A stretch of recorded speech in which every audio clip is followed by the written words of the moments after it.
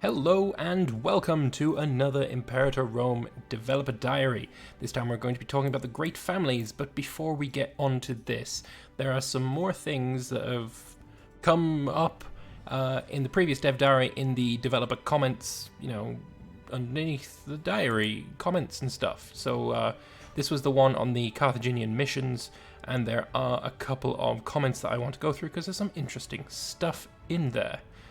It's a long diary, so it took a while to get down.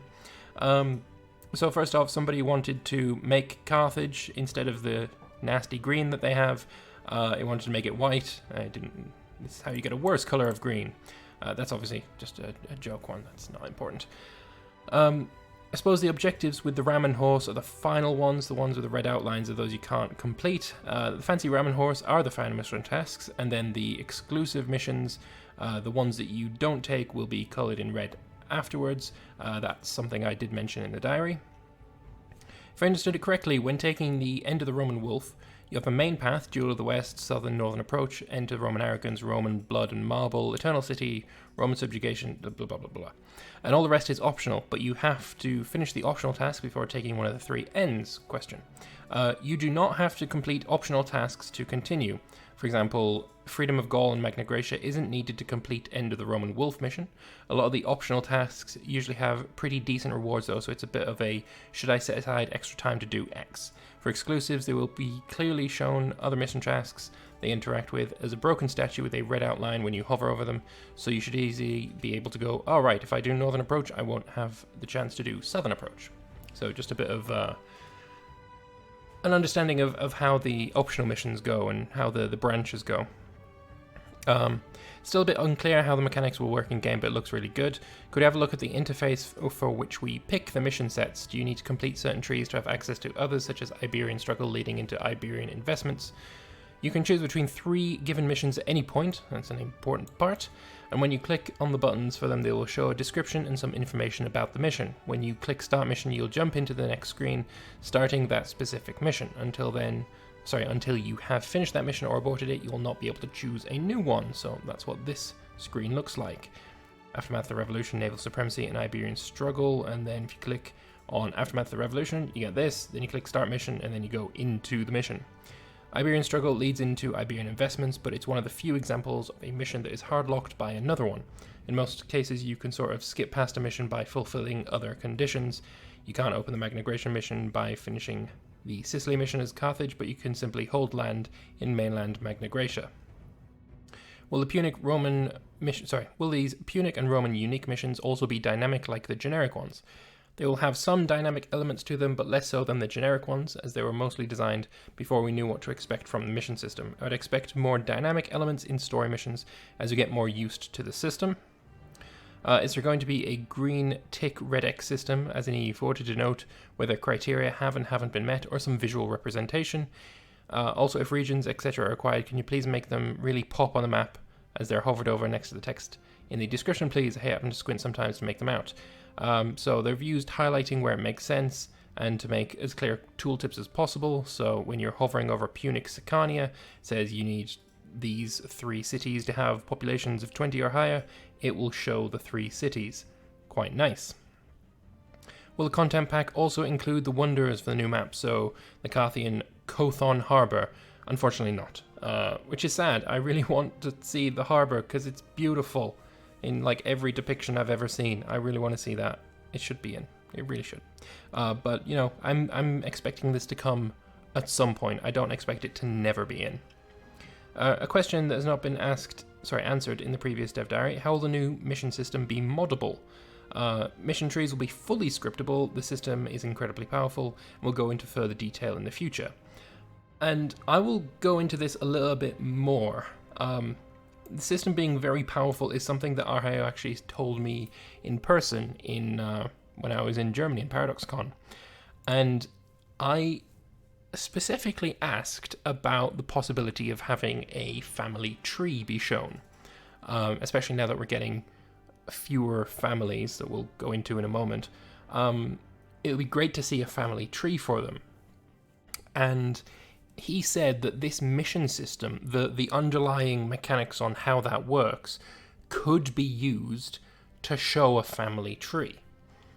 So that's really exciting for me.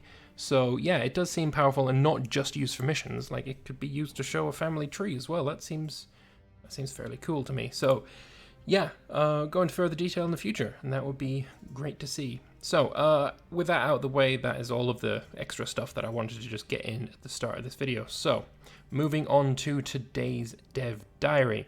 Today we'll be talking about the changes coming to characters and families in the Livy update. Ever since the release of the game, it's been a concern that while you have a great number of characters in your country that matter for things like office output and civil wars, it's harder to develop an attachment to and knowledge of most of the characters of your country. Often enough, you just end up picking the character with the best stat for any given job.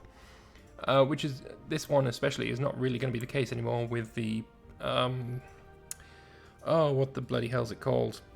Statesmanship. There we go. Statesmanship will mean that this won't necessarily be the best way to go anymore. Some things that we have already introduced to make... It's written right there. Idiot. Some things we've already introduced to make job assignments a trickier decision is power-based system in the Pompey update, the way political influence is generated from loyal officers in Cicero, and in Livy, the introduction of statesmanship. While these changes all make the decision of who to put in a certain job a bit trickier, it does not address the fact that most characters can be quite anonymous, and that has been of very little relevance to you, what family they belong to. To address this and to make family an important part of the game, we're completely revamping how families work and interact with your country and its characters in the game. In Livy, we are doing away with the idea of an unlimited number of families in a country and instead adopt having limited... This is written wrong. It's not my fault. I'm flubbing my words.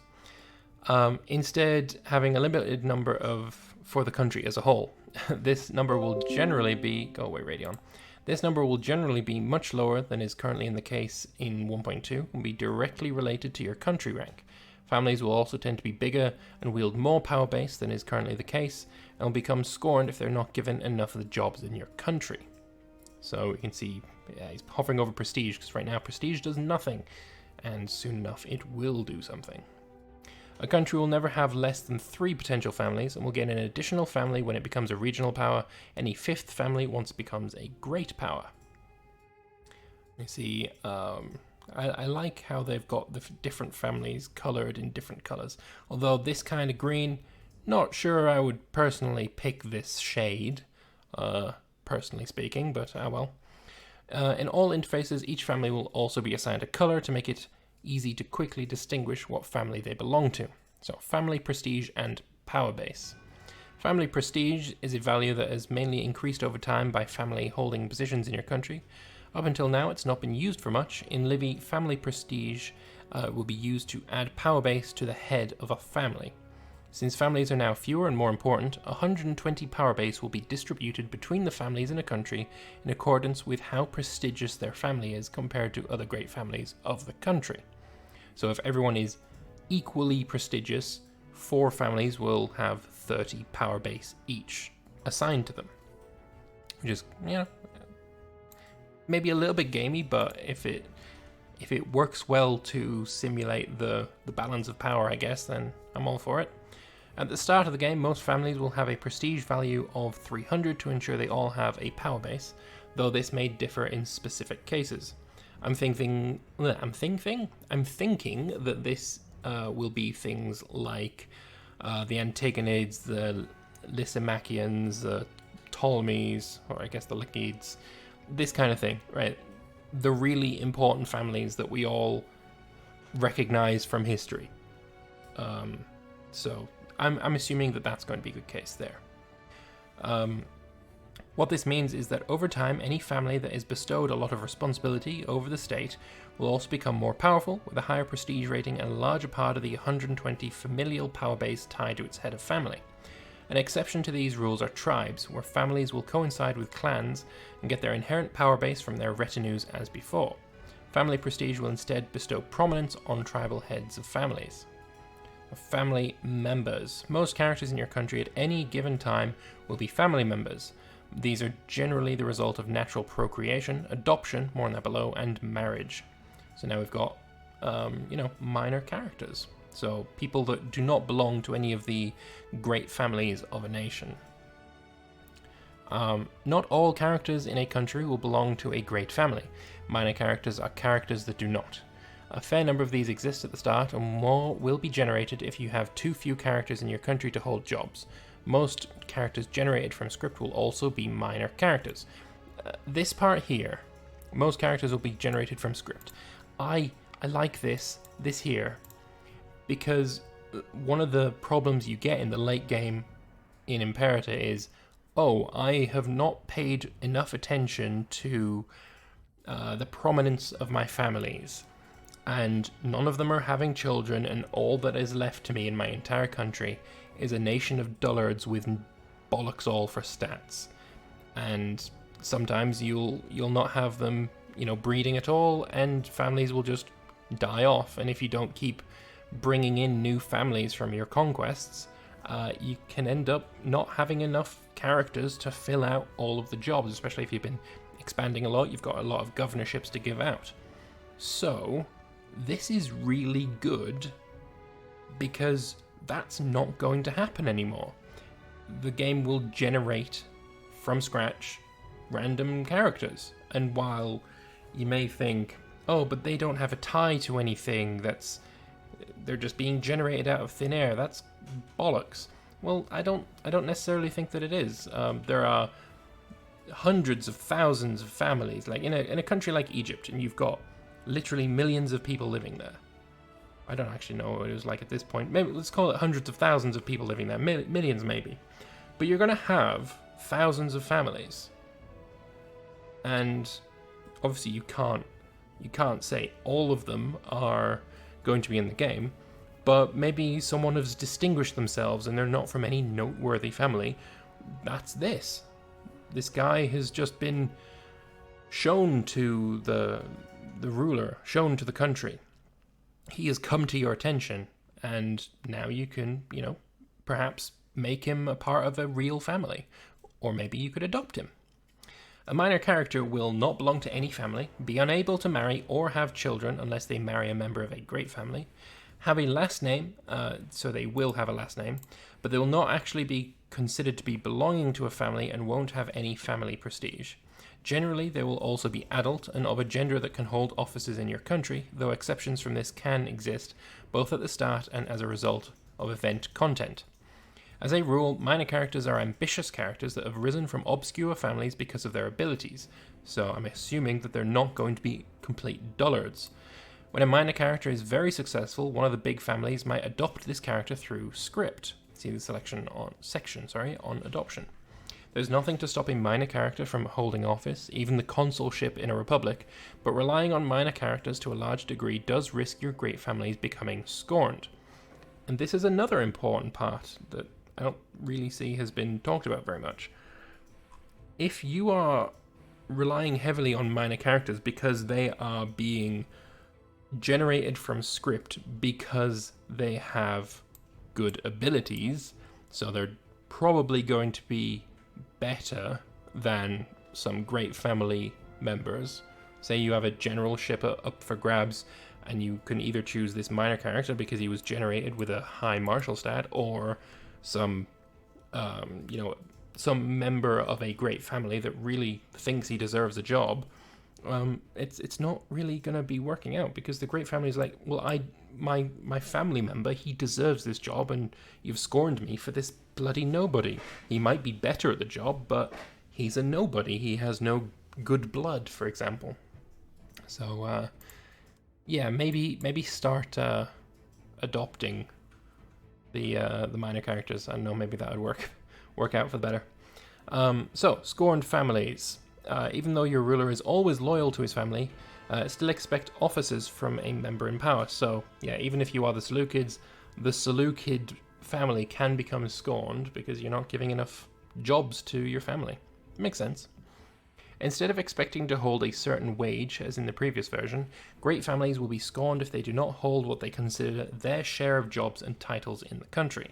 Since this is an age of aristocracy, families will expect to share 80% of all possible jobs in your country between them. Any great family holding less than its share of jobs will be considered scorned, and all members will lose substantial loyalty over time.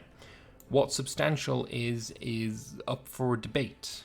No, it's not. It's right here. It's negative 0.2. That's actually fairly substantial. Though, I don't know if that's going to go up or down depending on how scorned they are. It's also nice that it's showing, right, they expect to have 4 jobs. I really like that. Each of these families expect to have 4 jobs. You can't give them any less than that, otherwise scorned. Also, this is a new icon. I've not seen this one before. That's interesting. This is actually the first time I've seen this. I've read this dev diary before, but that's new. So, comments below, what do you think this is? Yeah, they expect to see their share of 80% of the jobs. This includes all governorships, all officers, and all army and navies that have a commander. Leaderless armies and navies do not factor into these expectations. Likewise, any family that gets double the share of work in the state that expects will be grateful, increasing loyalty, lowering wages, and facilitating statesmanship build-up among members.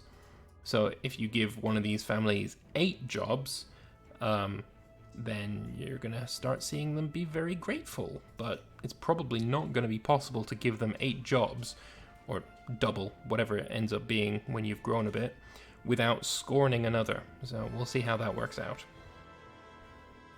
And they're, yeah, a grateful family. Although, yeah, he's not been scorned there.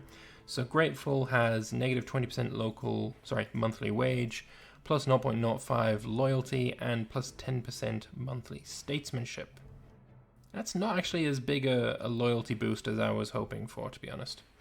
Note the minor Mac family is shown here, and not a proper family, but instead extra information that I see because it's in debug mode. So these are the minor characters in the country.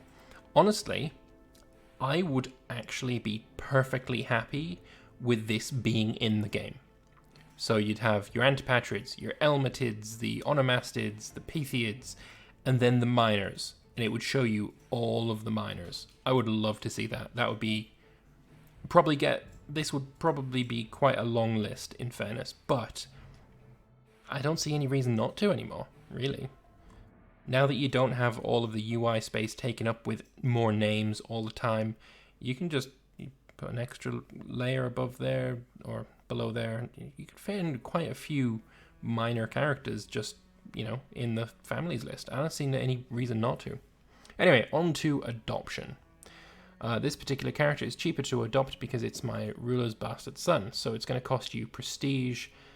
Then they will become a part of your family, and they will get the humble origin trait, monthly popularity, and negative prominence. But the Legids would give, it's the bloodline that would give that. I wonder if it actually would give the bloodline. Because if it is the bastard son of Ptolemy, he would have the blood of the Legids. So that gives plus 20 prominence. Although he doesn't have it, so that's a bit interesting.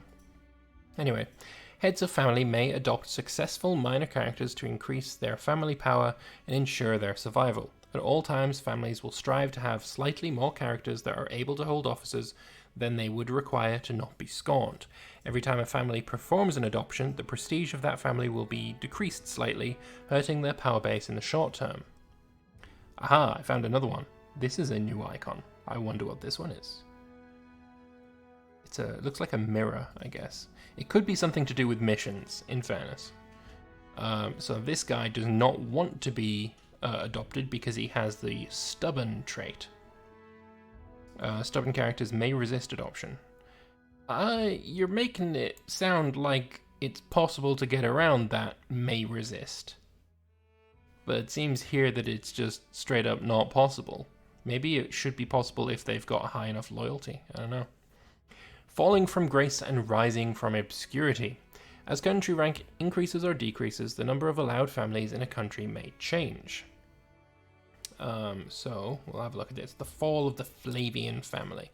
The Flavius family has for a long time been an integral part of the internal politics of our republic, but where they once drove innovation and exemplified civic duty, they have over time increasingly become associated with complacency and misuse of the authority they hold by tradition.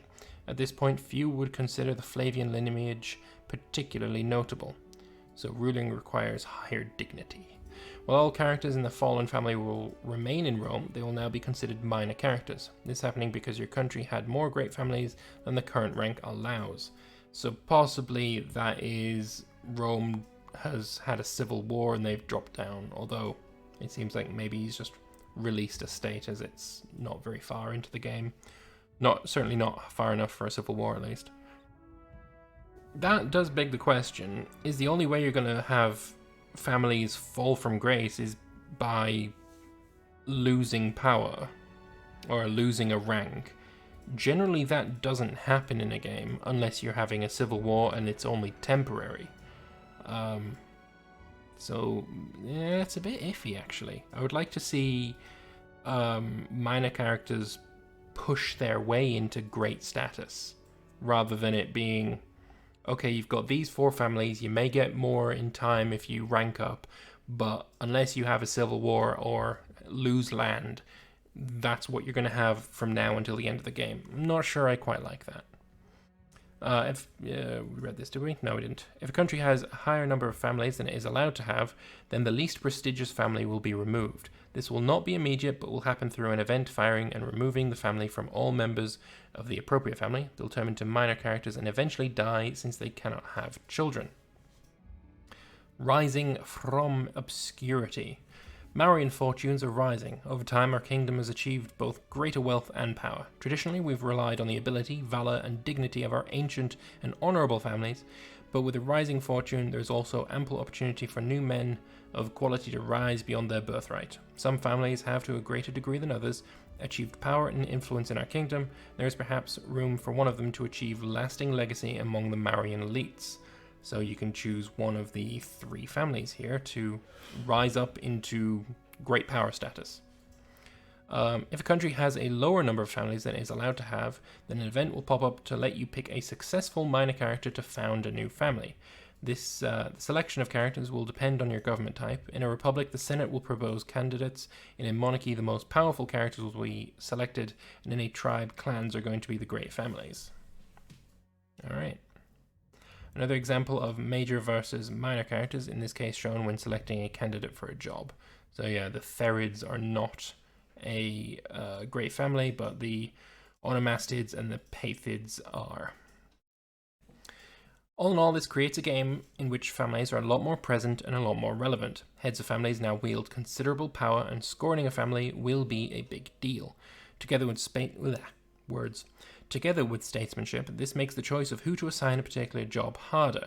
We feel that focusing on families and the role of characters within them rather than all individual characters is both relevant to our era and something that will give Imperator Rome a more unique take on characters going forward, different from what CK2 and 3, yet more involved than the pure country-level games such as EU4.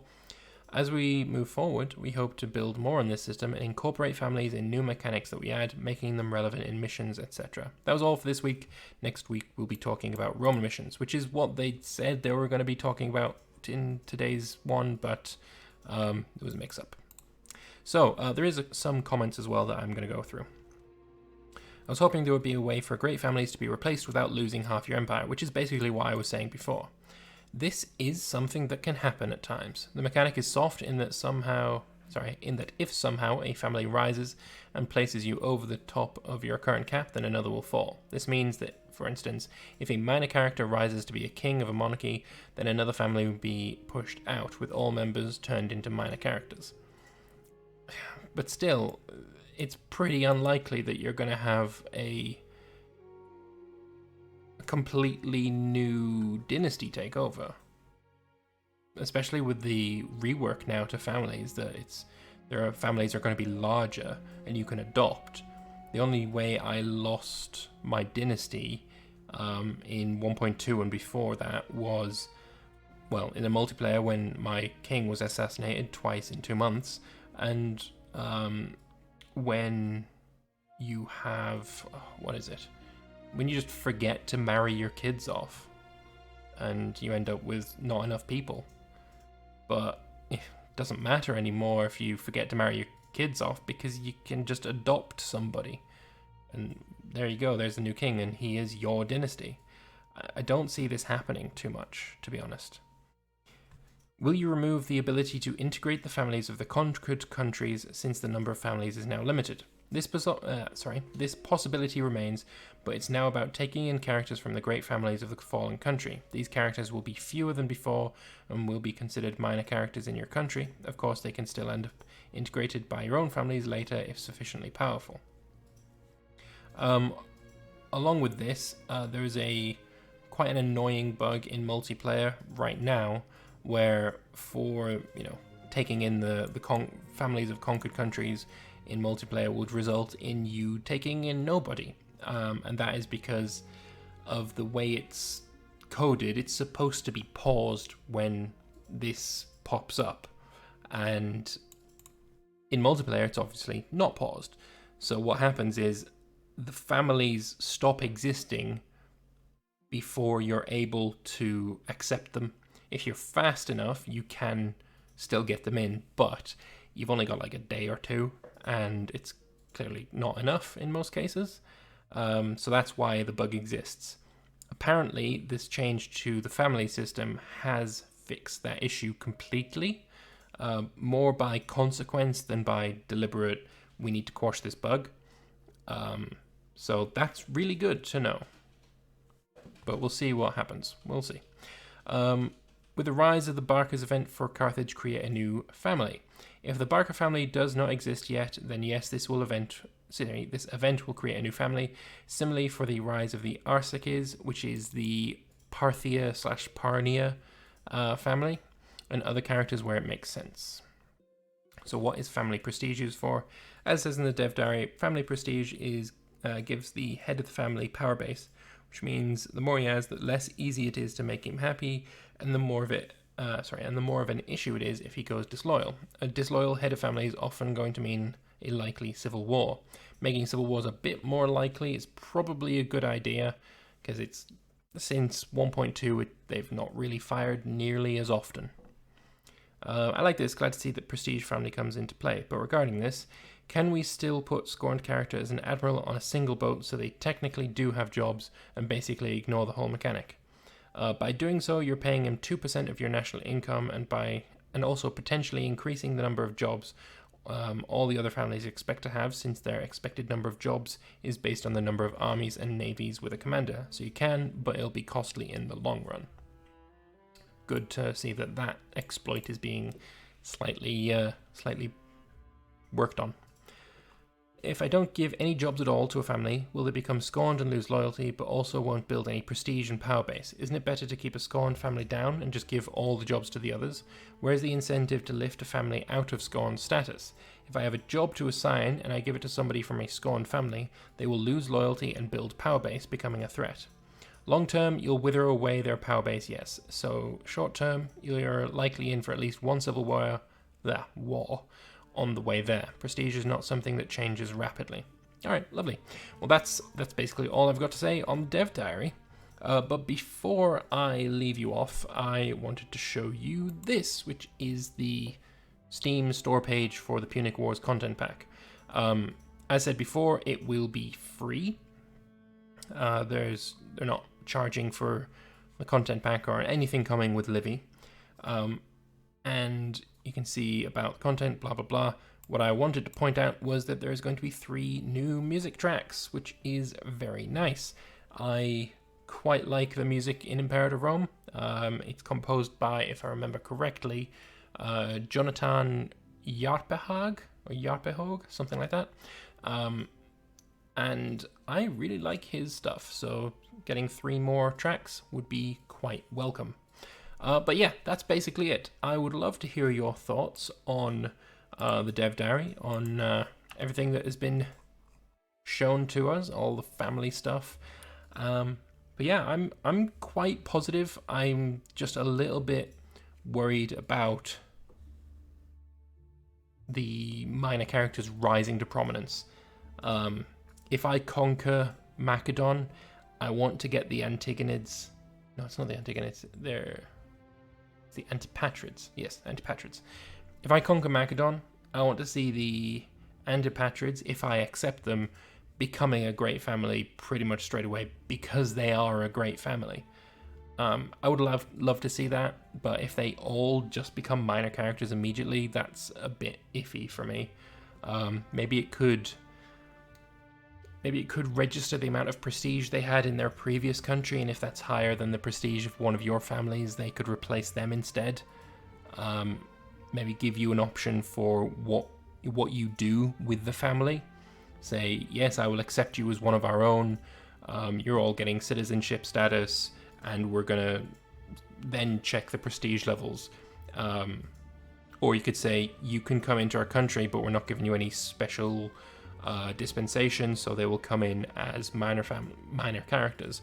That sort of thing, I think, would fix my problem with that quite nicely. Because I just can't see a situation where you conquer someone like Epirus and Pyrrhus becomes a minor character. I don't see that being natural. So I would love to know what you think, though, so please do leave your comments in the comment section below. A like if you liked the video, and if you want to keep up to date with all Imperator Rome news, dev diaries, and all that good stuff, then consider being a subscriber, because that would be pretty cool. Thank you all very much for watching, and I'll see you next time. Bye-bye.